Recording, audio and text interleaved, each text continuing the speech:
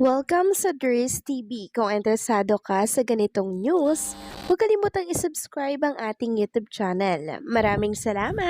Welcome back again sa ating YouTube channel mga kakimpaw, and sa update natin ito ang pag-uusapan natin ay tungkol sa mga importanteng kaganapan kina Kim and syempre kay Paolo Avellino. So ang pag-uusapan na tatalakayin natin sa update na to ay ang may kaugnayan nga po sa soft opening ng business ni Paolo Avellino kani-kanina lamang. Ang katanungan nga po ng mga Kimpaw fans ay kung kasama ba si Chinita Princess ni Paolo Avellino, kasi nga daw nagmamadaling umalis si Kim sa It's Showtime kanina. So mamaya tatalakayin natin ang tungkol dito. Pero bago po ang lahat, maraming salamat po sa inyong patuloy na pag-support at pagsubaybay sa mga daily update natin.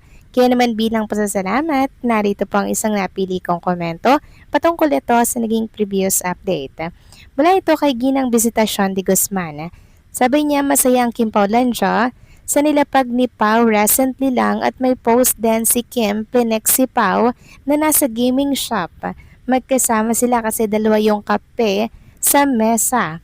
Ang dating ng headline parang nega, parang happy ang ending. Sa The Alibay sa X may post na nagkita sila sa Canada sa ending. Maraming salamat po sa inyong komento, Ginang Visitasyon de Guzman. So ang tinutukoy nga po natin doon sa update na yon, marami po talagang naiyak sa tuwa, Ginang Visitasyon de Guzman. Dahil finally nga po happy ending na ang The Alibay at nagkita po sa Canada. Yun nga po yun. And marami nga po talaga yung hindi makapaniwala na finally napagbigyan din tayo ni Kim and Paolo at ang mismong management na ibahin ang ending dito po sa Free TV ang buong katotohanan. Kaya pala nagkaroon ng cut mga kakimpaw kasi yun pala yung balak nila ipalabas sa Free TV tapos sa I Want. O diba ilang beses kumita ang producer ng The Alibay. Madaming beses mga kakimpaw kasi maraming naghahanap po ng katotohanan. Kaya mukhang makakatulog na po tayo ng mahimbing dahil masaya naman po ang finale ng The Alibay. So next week pa yan mapapanood ng mga hindi po nakasubscribe doon po sa I Want. So late na natin yan mapapanood sa mga Free TV na nanonood. Okay lang yan, at least 'di ba masaya naman po ang finale. So maraming salamat po sa inyong komento, Ginang Visitasyon de Guzman. God bless po sa inyo and pabuhay kayo. So ito na nga pag-usapan na natin mga kakimpaw, mga topic po na nakalap natin sa update na to. At unahin na nga nating pag-usapan ang matagumpay po na pag-opening ng business ni Paolo Avellino na Play Space. Dito po yan sa Vermosa. So maaga pa lamang po andito na si Paolo Avellino and also nag-ribbon cutting po sila dyan. Makikita nyo naman po sa mga picture na nasa screen po ninyo, ipeplex ko na lamang po sa inyo. So kasama dito ni Paolo Avellino yung mga business partner niya, mga kakimpaw. Ayan po sila Medyo hindi lang ako familiar sa mga personalidad na kasama niya, pero mga business partner po yan ni Paolo Avellino, mga kakimpaw. At tingnan nyo naman po yung mismong loob ng Play Space. Sobrang ganda mga kakimpaw and talagang pinag-isipan na yung disenyo, 'di ba? And syempre, talagang pinag-isipan nila yung pag-enjoy ng mga bagets, 'di ba? May enjoy talaga ng mga bata itong Play Space. Sobrang ganda po talaga ng design. And wala akong masabi, sobrang ganda mga kakimpaw. Parang ito na atang pinakamagandang nakita ko po na playground. Tapos ang lawak pa mga kakimpaw. For sure, mag-enjoy talaga yung mga bagets dito. And alam nyo ba, laman na po ito ng mga headline dito po sa mga news site. At ayon nga po dito sa post ng isang account, a space to play, a playful Saturday at the soft opening of Play Space, Paolo Avellino's newest business venture at Ayala Mall, Vermosa. The family-friendly indoor play area gives children a space to explore, stay active, and enjoy quality time with their family. So, ayan mga kakimpaw, ang ganda lang, di ba? Nakakatuwa lang. And, syempre, super proud po tayo kay Paolo Avellino dahil talaga naman pong porsigido na po siya na pasukin ang alam niyo mga iba't ibang klase po ng business na talaga namang kailangan din po ng mga bagets, 'di ba? Ang galing, ang husay mga kakimpaw. Samantalang marami naman po ang nagtatanong, kung kasama daw ba si Chinita Princess dito sa soft opening po ng business ni Paolo Avellino sa Bermosa, mga kakimpaw.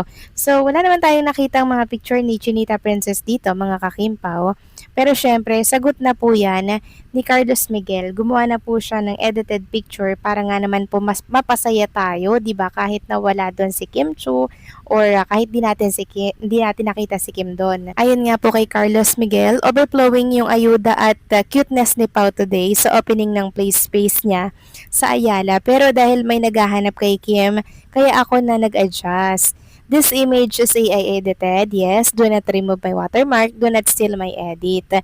So, ang gumawa po niya na si Carlos Miguel. And ayan nga, super happy na naman po ang mga person, lalo na po ang mga Kimpo fans dahil nagawa na naman ang paraan ni Carlos Miguel yung ating pagkadilulo na pagsama na naman nila sa isang frame si Kim and si Paolo. Naku, kaya pala nagmamadali si Chinita Princess na umuwi po mula po sa It Showtime dahil sasamahan niya pala si Paolo Avellino dito po sa soft opening ng kanyang business. Ayan ang mga kakimpaw.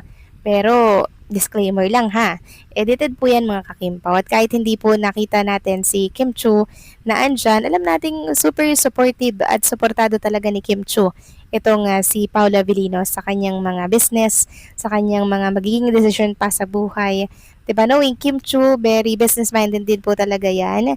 And talagang supportado niya talaga yung mga magiging desisyon at mga pagbabagong gagawin pa ni Paolo Avellino in the future. Kumbaga, nagtutulungan po talaga sila mga kakimpaw Nagkakaroon sila ng pagbibigay ng mga idea, ganyan, mga makakatulong sa business. Kaya nga po, mas lalo pang dumadami ang business ni Kim and Paolo Dahil meron po silang pagtutulungan, meron po silang unity mga kakimpaw, kung saan mag-grow ang isang isa't isa, doon po nila talaga tinututukan yun. Hindi lang kasi sa pag-artista si Kim and Paolo, 'di ba? Talagang iniisip din nila yung magiging buhay nila in the near future. Hindi lang nga naman artista mga kakimbaw kasi hindi naman habang buhay sisikat sila or sikat sila. Hindi naman habang buhay may projects sila.